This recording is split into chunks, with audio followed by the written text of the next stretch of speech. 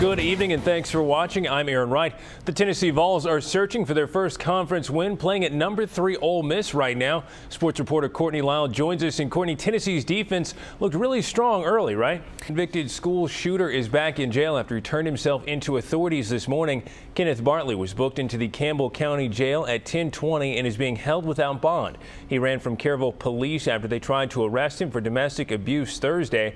Bartley was already on probation after he pleaded guilty to misdemeanor assault and resisting arrest charges earlier this summer. He's scheduled to be arraigned on Monday. A Powell man died earlier today after being hit by a car while walking along Clinton Highway.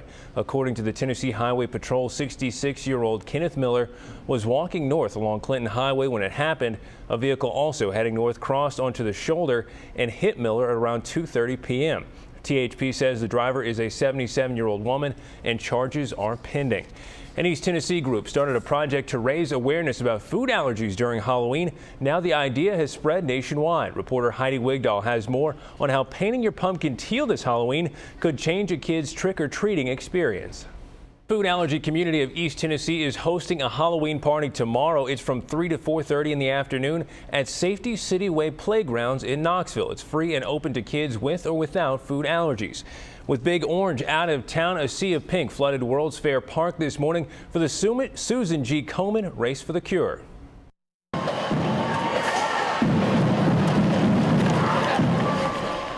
Nearly 10,000 people put on some pink and wore their tutus for the 18th annual breast cancer fundraiser. There were also about 800 survivors at the race. All of them say it's overwhelming to see all the support they received today. Cancer's a horrible thing to go through, but you appreciate everything in the world after that. I've lived to see my daughter get married and have 2 children, and that has really made it all worthwhile. But the fight to find a cure never ends. Organizers say they're already planning for next year. With early voting already underway, one campaign against a constitutional amendment is getting the word out about their message.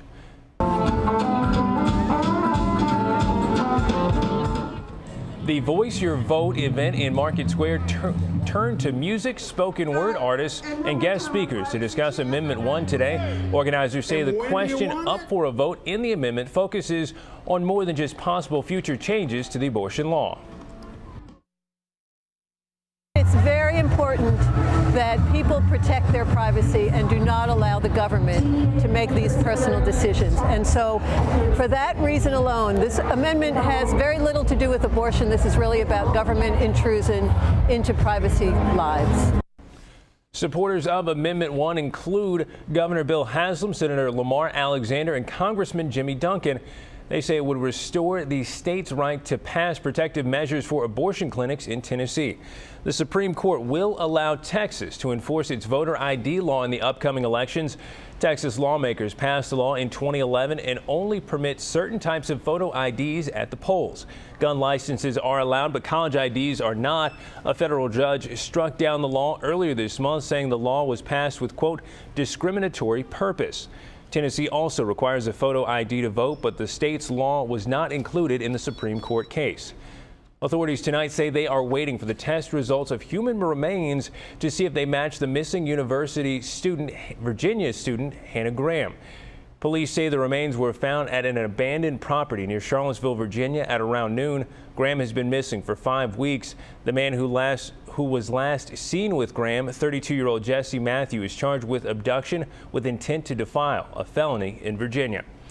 One of the chief doctors who treated all 3 U.S. Ebola patients in Texas is now publicly speaking. During an emotional interview with our sister station WFAA in Dallas, Dr. Gary Weinstein says he's insulted that people believe his team didn't do all they could do to save Thomas Eric Duncan.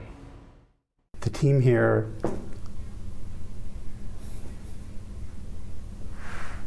worked their tails off to try and save his life.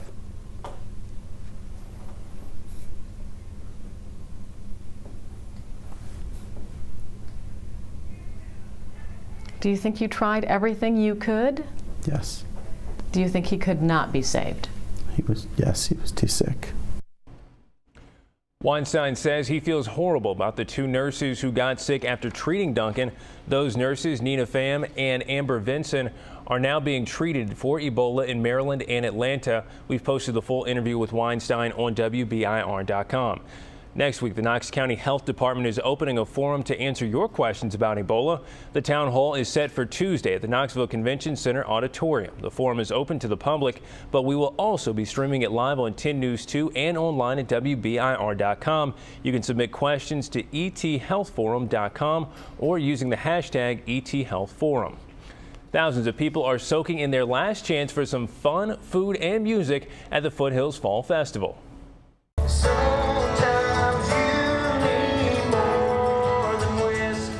The concerts are just wrapping up tonight thanks to the performance by country singer Chris Young. Tomorrow is the last day and the grand finale is a good one. Tim McGraw will send the Foothills Fall Festival off in style. Well, the leaves are changing colors and starting to fall, a sight that brings people from around the country to many spots around East Tennessee.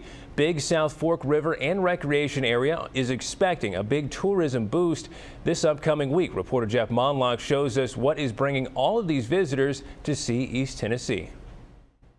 Herman says that as the temperatures drop, the number of visitors will go down, but they do have campgrounds that are open all year round. Now, we had perfect weather for thousands to race for a cure, and it's looking just as nice, at least for the next few days. Bob Becker joins us after the break with a look at how long the good weather will last.